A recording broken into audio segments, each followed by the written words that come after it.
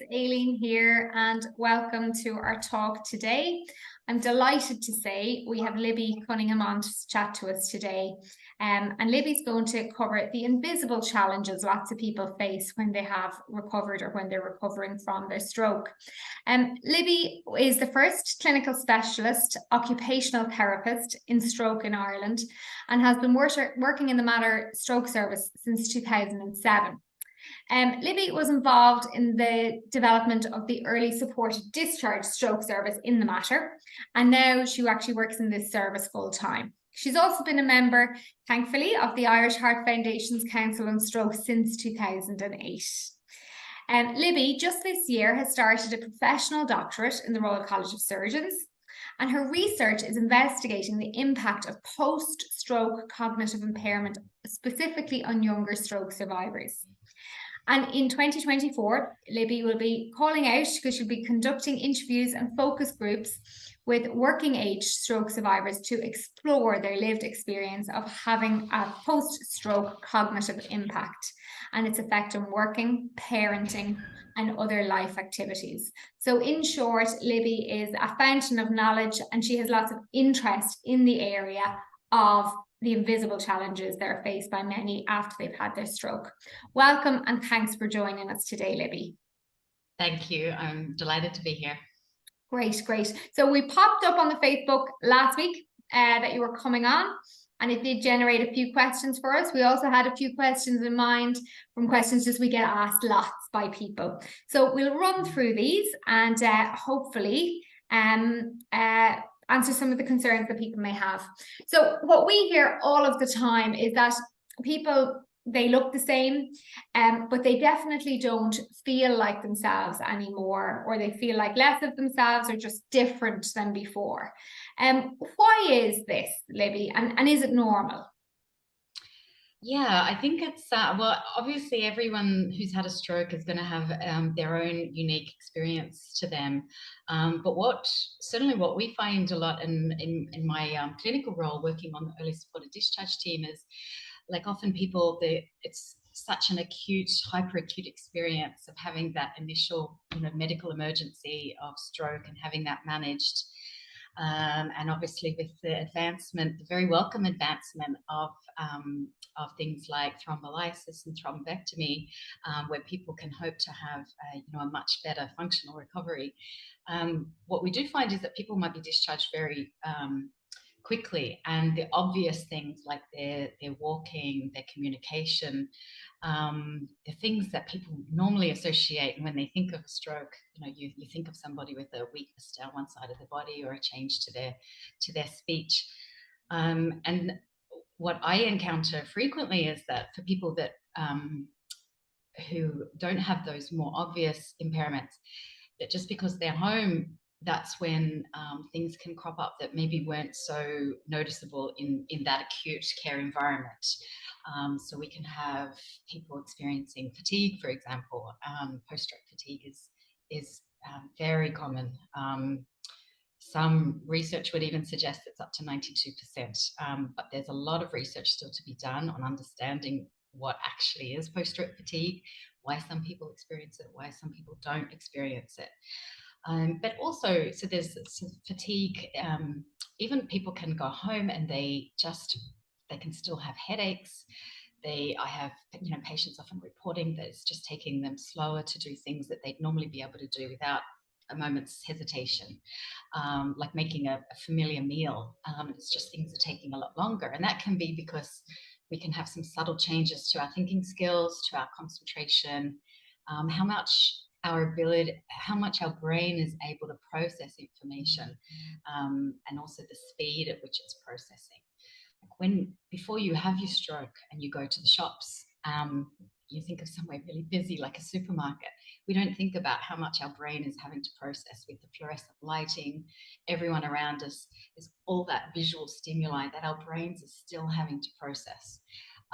So that's why some of the more higher level cognitive skills can take the hit, and it can be difficult to make decisions or problem solving. So they're problems that often, like a lot of people will have been screened formally with a cognitive screen when they're in the hospital. But those screens are just screens. And from my experience, they don't always capture these really subtle changes. So then obviously it can have a massive impact on our psychology. And just even if we don't end up experiencing post-stroke depression or feeling more anxious, just getting your head around the fact that you've had a stroke and coming to terms with that whole adjustment piece is absolutely massive. So I would. Could you say that some of these invisible challenges, or the higher level functioning as you describe it, it's kind of understandable that they're not noticeable in the hospital setting because you're not in your normal life, so you've no expectation of yourself there. Absolutely. It's when, like you say, that you actually go home and you have to fend for yourself, normal life resumes, where it's noticeable. And it's a very artificial environment, you know, and someone brings your meals to you. Usually the ward ensuite is just, you know, a couple of meters away. It's not really challenging our cognitive functions and our physical endurance, you know, so much. I mean, obviously people will be attending therapy, and that's where fatigue can crop up when someone's in an inpatient setting. But often it's when people go home and reality, you know, kicks in. And it might even be someone's the phrase that I hear patients express a lot is, I'm just not able for it. So whether that's even watching, if they're into true crime before stroke, and then they just think, actually, I don't want to be watching anything like that, or people not being able to manage conflict that wouldn't normally bother them so much, that they're a bit. Yeah, so it has such a vast and wide varying impact. Yeah. Far-reaching, exactly. Yeah. And will these challenges improve over time? Will they stay the same? Could they get worse? You know, what's the expectation there, Libby? Yeah, so I guess in terms of things getting worse that shouldn't get worse, and obviously if there's any new signs, that's, you know, that's something that we need to be really, really careful about and really proactive about, you know, contacting emergency services if we think that there might be a new event. But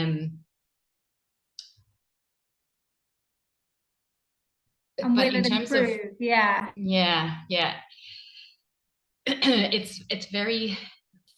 Yes, for the most point it will. Like, the brain is in recovery mode, and that's the whole aim of when someone is recovering from stroke. We do know the brain has a great ability to be able to kind of rewire itself.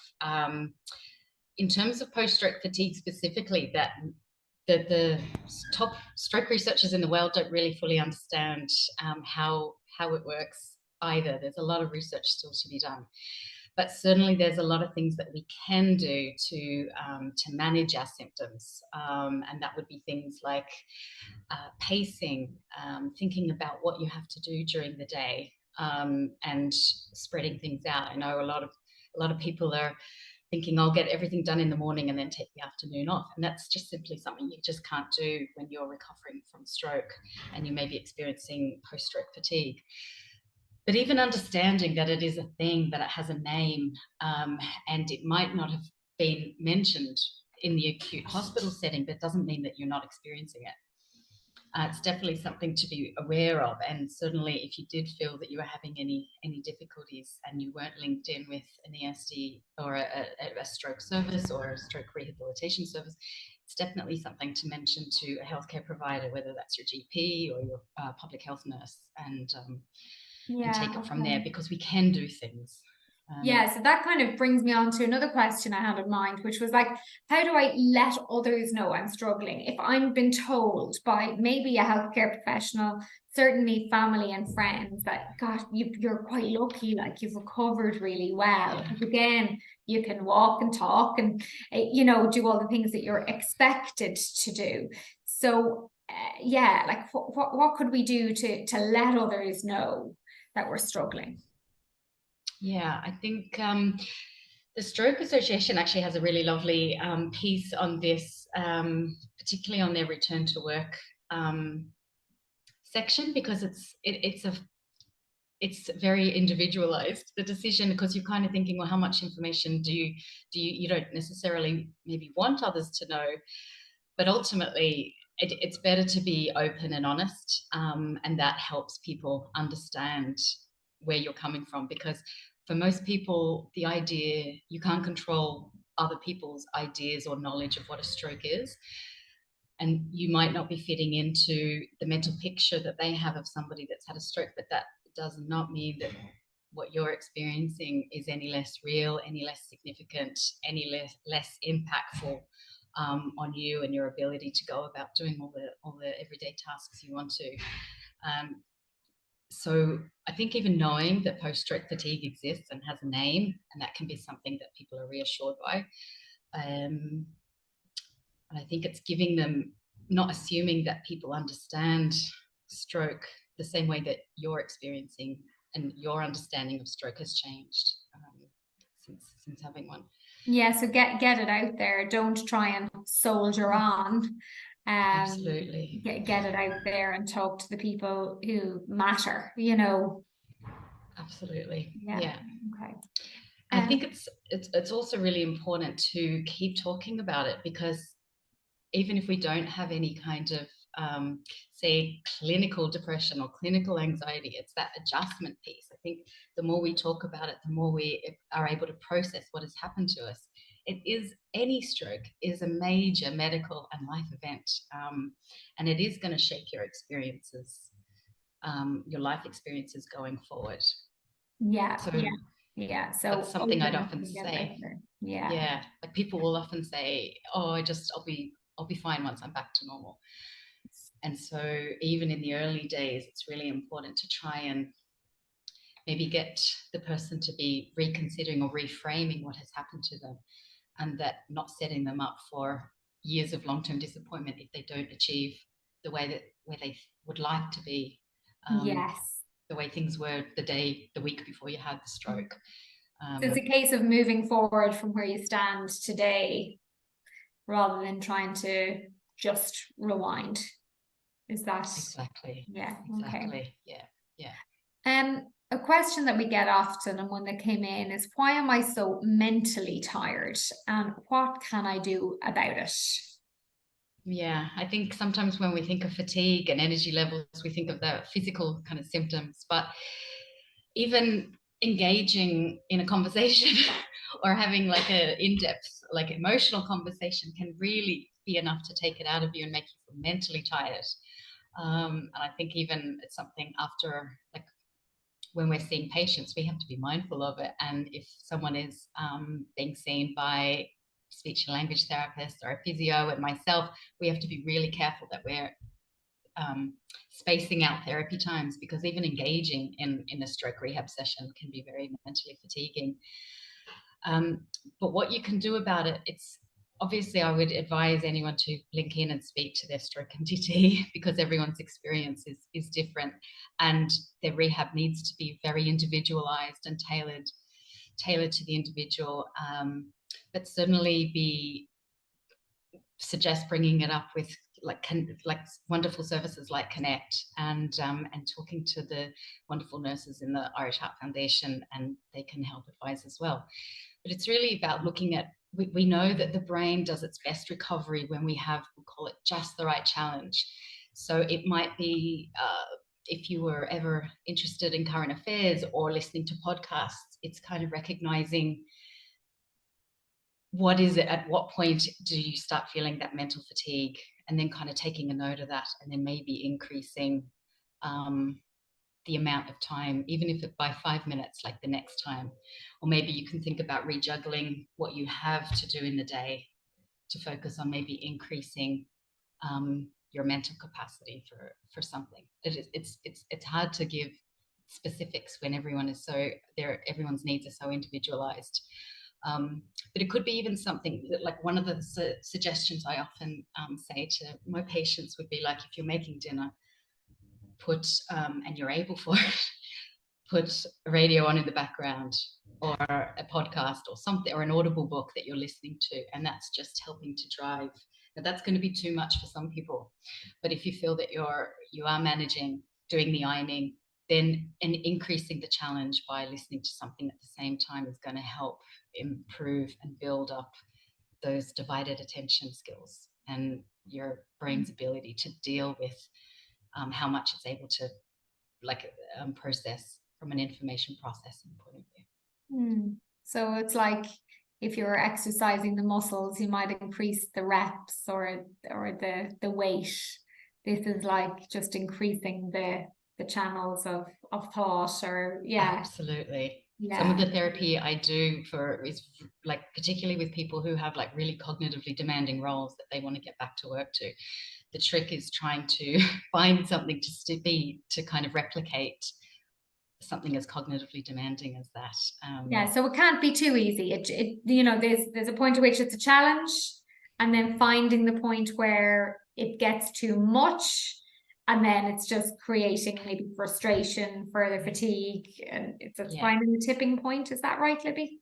Yeah, that's it. And it's something that in general for all post-stroke fatigue is really one of the things to be really mindful of, is capturing and recording your triggers and your signs of fatigue. For some people, it will be physical fatigue. For others, it might be a more mental fatigue.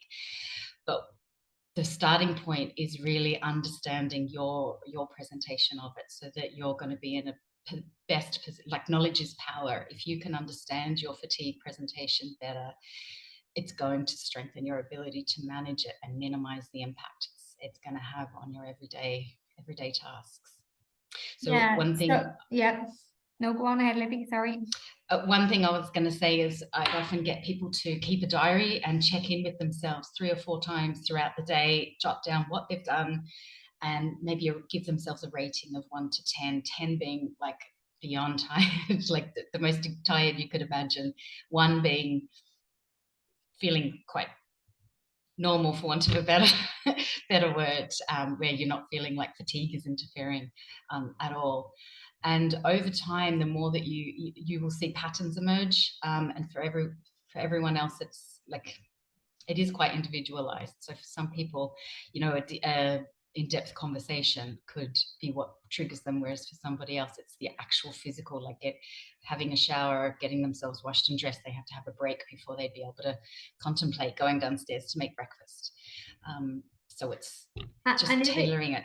Yeah, and is it that if somebody, say, for example, is finding reading a real challenge, and that's something that really fatigues them after they've had their stroke, it's not necessarily that you need to take a break from that and go for a nap. Sometimes just changing the task into something that isn't as fatiguing for you. Is that right? So just like changing your focus can work well, rather than having to go to bed, or, when we think of tiredness or fatigue, we think that's what it means. It means that type of rest. Yes. I know it's a tightrope, really, because you kind of want to take account of it, but it also needs to be challenged a little bit. And the research out there isn't there to guide us in what we'd recommend. So we're really relying on clinical experience and what we know to work with other individuals. And but it's not, definitely, I would when you have post-stroke fatigue, you're really wanting to move away from having, like, actually being asleep during the day, or seeing if you can, as you said, Eileen, taking, like, having a rest, but not actually maybe lying down. Yeah. So it sounds like one of the first things in terms of managing your fatigue is to understand it and accept it, like, for what it is, understand why it's there. Is there any other kind of like practical strategies that you kind of, I know you've mentioned the journaling, scaling what made you tired and how tired it made you. Is there any other, say if I'm planning my day and I'm a stroke survivor, what kind of strategy could I use to make sure that I have the endurance for that day ahead? Yeah. it's, I think when you're organizing the day, and certainly there's commitments that you have to go and get your blood pressure monitored, or then that really I wouldn't be too what's the word, I wouldn't put in too much more into the day. So depending on what you're able for, I'd try and separate things into kind of maybe a morning activity, an afternoon activity, an evening activity, if you're able to do that. Say, for example, if you know that you're wanting to socialize with people, then really that might not be the day that you make dinner. That if there's someone else in the house, they might take on the making the dinner role to ensure that you have enough energy for that social outing. So it's kind of like imagining what I guess from a strategy point of view, what I often kind of liken it to is, imagine the engine of a car. Now after a stroke, your engine size has just reduced. So it's going to be depleted of its fuel a lot quicker than what you're used to. So it's about trying to, allow sufficient time for that fuel or that energy levels to come back up before you start doing another activity. Because no car can run on fumes, and we certainly can't. So that's one analogy that, I think if you can visualize a smaller engine size, or even sometimes I'm in the home environment and I look at a vase and I'm like, well, this is, your vase might be this big. Now it's like actually this small vase. Yeah, how much energy you have. So if you have a smaller engine, you've less fuel, and you need to get from Dublin to Cork that day, you can't go through Galway because you need to prioritize, because you need to get to Cork today. Yeah. So yes. prioritizing. And then it's not the day that you walk the dog, or that you feel like you need to get on top of your monthly bills, or if you had something big like that, even if it is a car journey, which is just tiring. Remember, I guess keep in mind what I said at the beginning, like our brains are always processing all the sensory information that's coming in. So it's like that's taking energy. So it's being so if you prioritize and you get your priorities into a plan, you can socialize and you can make the dinner, but possibly another day. And you can sort the bills out. We might leave that for a few days. But it can be done. It's just about getting your kind of priorities in order. And maybe making small changes to your day. So if you're a really neat and tidy person, maybe it's coming to terms with living with the dishes being not put away, and just having the regularly used items on the countertop. It's like all those kind of strategies. Okay. So really thinking how you can reduce your workload to do what, is the top of the priority list. That's it. And when people do go back to work, that this is something that comes up a lot. Like, you're going to have to make decisions about what you're not going to be able to do if you are starting that transition journey to, and we'd always kind of advise on a graded, phased approach to going back to work. But certainly there'll be other things that will just have to get left, or that other people will have to pick up the slack, because that's going to be the priority. Yeah. And then I just have one final question, which is a little bit different than the others. It was quite a specific question, and it was somebody looking for suggestions for hand therapy other than a squeeze ball. And it was just, I thought it was an interesting question. So I'd like if we could address it, Libby, if you don't mind. Yeah, perfect. Yeah, I've seen a lot of squeezy balls in my time. And it's one thing I often find, often well-meaning relatives might give to people. Go, give them a squeezy ball, that would be good for their hand. And quite often it's that the person might have a sensory issue or a dexterity issue, and not actually a power issue. But what I would say is the best rehab is the rehab and therapy that you're actually going to do. So we know that the way that the brain is able to recover and optimize the recovery is through something that we call massed practice, or an intensity of repetitions. And I often use the example of, like, Lionel Messi was probably, born a brilliant footballer, but without all that practice that he would have done years and years and years and years, he wouldn't have become the amazing footballer that he is now. And it's the same with our brains when we're recovering from stroke. So anything that we need to do in our day is a opportunity for rehabilitation. So one thing I would always be, I'm probably blue in the face saying it, is like, I know it's tempting to get something done quicker and easier with less mess by using your less affected arm, but really by persevering and persisting with trying to use what function you do have in your weaker side is going to be really important ultimately for your brain to rewire and to have those. It's like these new telephone wires have to be laid down. It's these new neural pathways to get those messages to the muscles, and repetition is the best way to do that. And if you think about, like, when I first came to Ireland, I'm Australian by background, I'd often as an OT be asking, are you left-handed or you're right-handed? And I was amazed at how many times people would say, well, I was born left-handed, but I wasn't allowed to use my left hand in school. I had to use my right hand.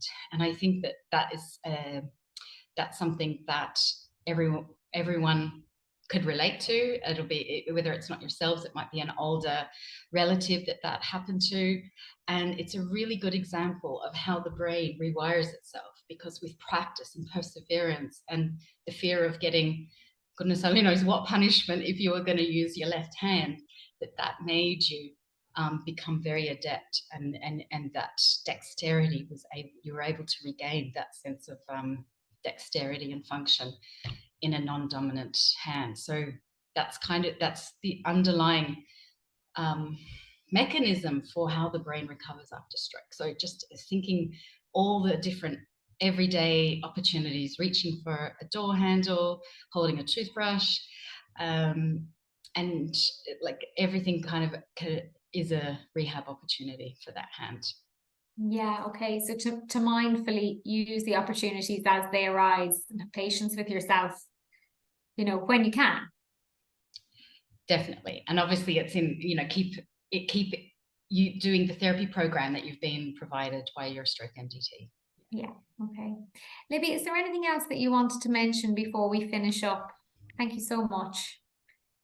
I think the big thing is just, it's that you're seen, and that there's a lot of work to be done, but it's not in your head.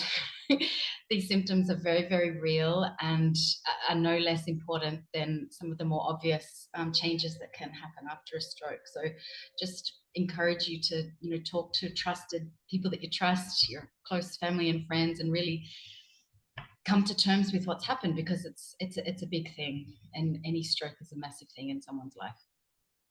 Yeah, and thanks so much for coming on to chat to us about it today, Libby, because I think, like you just said, it is about talking about it so that people who haven't experienced it can understand it, and that will help you in your everyday life if you're experiencing it.